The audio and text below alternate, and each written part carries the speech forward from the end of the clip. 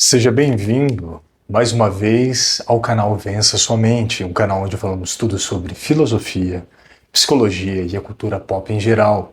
Se você gosta dos nossos vídeos, pense em se inscrever, ativar o sininho e fazer um comentário filosófico ou psicológico para que começamos assim uma grande discussão argumentativa e boa para o nosso próprio intelecto.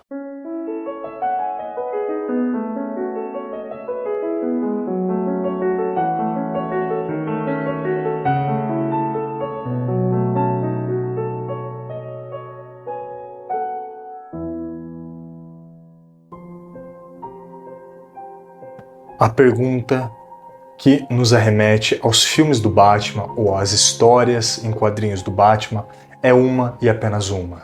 Por que caímos? Por que caímos?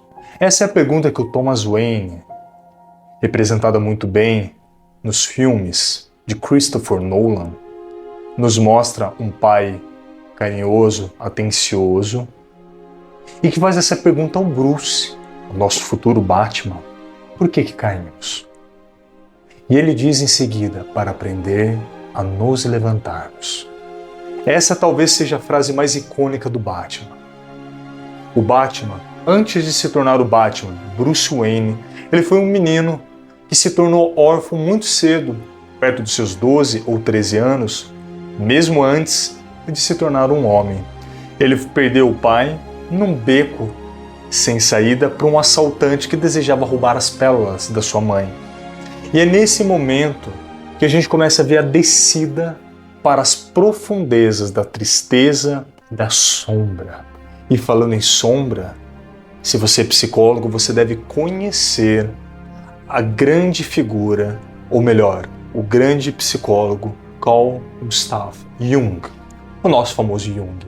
A psicologia analítica ela nos diz que existe, além da sexualidade, outras fortes motivações dos quais não estamos necessariamente conscientes para fazermos tanto bem quanto mal. Foi essa ideia que afastou Jung do seu melhor amigo, o Freud, a construir, a desenvolver a sua própria teoria sobre a psique humana. E você precisa entender que o Batman ele representa muito bem a psicologia analítica ou a psicologia junguiana, dependendo de como você gostaria de chamá-la. Porque ele utilizou-se da sua sombra, sombra significando aquela grande parte do nosso inconsciente, aquele reservatório de emoções, crenças, ideias, dos quais conscientemente rejeitamos. É como se nós pegássemos um grande tapete e jogássemos toda a sujeira da nossa existência, dos nossos pensamentos, da nossa alma para baixo dele. E essa parte obscura do qual não estamos necessariamente conscientes e não temos luz o suficiente para iluminar, se chamaria sombra. O Batman, ou melhor, o Bruce em potencial, Batman, desenvolveu a sua sombra muito cedo. De repente, ele utilizou-se da sua raiva para enterrar a sua culpa. Ele utilizou-se do seu ódio por ter perdido os pais e o senso de injustiça que foi criado dentro dele e desenvolvido a partir de um crime onde ele se tornou um filho sem pais. Pegando toda essa raiva, ele voltou ela contra seus próprios inimigos. Ou seja, ele utilizou o mal para combater o mal.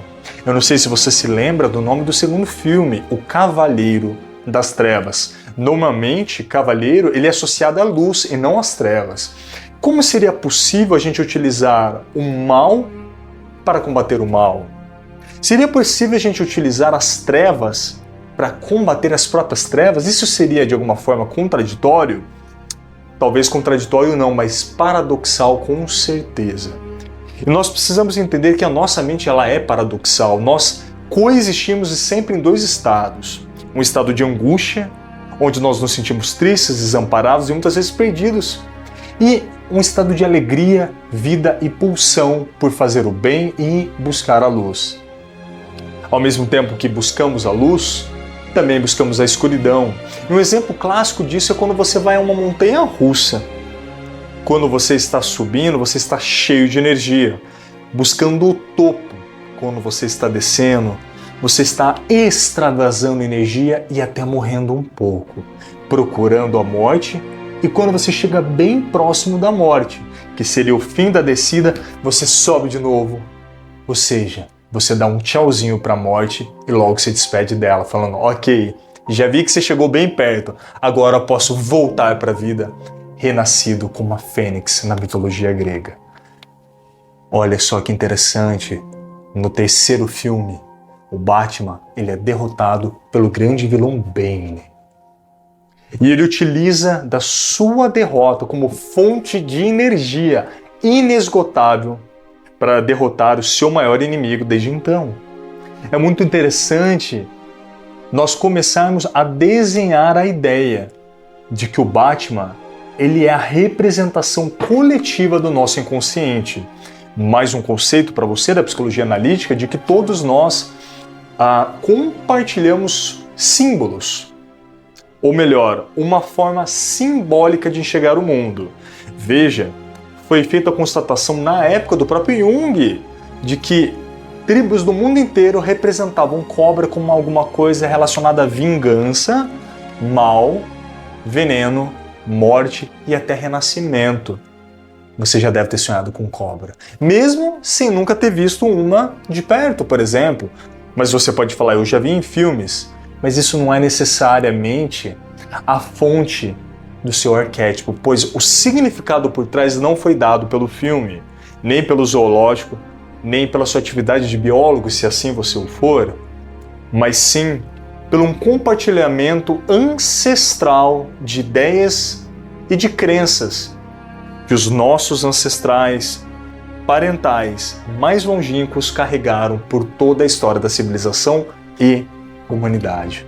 Então, o Batman utilizou-se de um arquétipo, o morcego, pois era exatamente aquilo que mais o amedrontava, que ele iria usar para amedrontar os seus próprios inimigos. Cara, que coisa estranha é você utilizar a sua fraqueza, o seu maior defeito, o seu maior medo para se fortalecer. A gente sempre acha que a gente deve buscar algo de fora. A gente sempre pensa que a gente deve ir num show de motivação, num show de stand-up, assistir um vídeo que nos faça nos sentir inspirados, mas nós nos esquecemos que nós somos a fonte de toda a inspiração. Toda a inspiração parte e volta a você. Que você tem dentro de você a maior ferramenta de todas, o seu inconsciente. E é lá na sua sombra, naquele lugar que você não acessa, naquele lugar que você morre de medo de encontrar, que é o lugar para onde você deve ir introspectivamente e encontrar a sua maior fonte, mesmo que seja raiva e tristeza, e utilizar isso como motivação para você vencer os maiores obstáculos da sua vida. Nós começamos a perceber que o Batman, ele nada mais é do que um alter ego. Isso significa, em latim, um outro eu. E esse outro eu é o próprio Bruce Wayne como uma personalidade que ele teve que desenvolver para lidar com o seu trauma. E é interessante que ele utiliza da violência sem matar os seus inimigos. Isso significa que mesmo no seu formato mais agressivo, o Batman nunca quebra sua única regra, que é de matar alguém. Ele não vai se tornar um carrasco. Ou seja, ele conseguiu integrar a sua luz, que era a sua vontade de viver e ser amado pelos pais, com a sua escuridão, que é o ódio por ter perdido seus pais, para um bandido, pela escória da sociedade. E ainda assim conseguir fazer o bem através do seu maior desejo, o desejo de fazer o mal. Olha que coisa genial! Como é possível os opostos se darem as mãos e de repente alcançarem um fim maior, um objetivo maior, que é de fazer o bem. Como eu posso utilizar o mal para fazer o bem? Aceitando que toda a minha vontade de fazer o mal vem primeiramente do desejo de equalizar o mundo, de equilibrar o mundo, de voltar uma coisa muitas vezes que foi perdida de mim, seja um grande amor, seja dinheiro, seja uma traição, seja a injustiça desse mundo. Se você tem um senso moral aguçado como Batman, é preciso que você una e não ignore a sua parte mais negativa e aprenda a colocar ela no lugar certo. É como se você pudesse colocar o diabo na sua função correta, de dar a raiva necessária para você sair e ter força de enfrentar os seus inimigos, sem se perder por isso, sem perder a sua essência de cavaleiro branco. Então, o cavaleiro das trevas seria aquele homem que teria o seu fim dirigido a alguma coisa boa e proveitosa para a sociedade em geral e utilizaria de meios até perversos para isso. Lembrando que perversão é tomar outro caminho. O Batman utiliza da violência contra a própria violência. Nós podemos ver isso em até policiais que utilizam da violência para evitar a violência. Mas aí você pode me dizer, o mal não se cura com o mal. Nessa perspectiva junguiana, se cura sim. Nessa perspectiva junguiana, nós não podemos ignorar que o mal ele é parte integrante de nós mesmos, da natureza e do próprio mundo. E se você ignorar o mal, você vai estar tirando uma grande força criativa e poderosíssima de inclusive fazer o bem. É aceitando que nós somos malignos essencialmente que nós nos podemos nos tornar completos e essencialmente pessoas perfeitas. Lembrando que perfeito é feito por completo. Então, se torne um pouco Batman. Não tenha medo da sua tristeza, não tenha medo da sua raiva, não tenha medo do seu arrependimento e nem da sua culpa.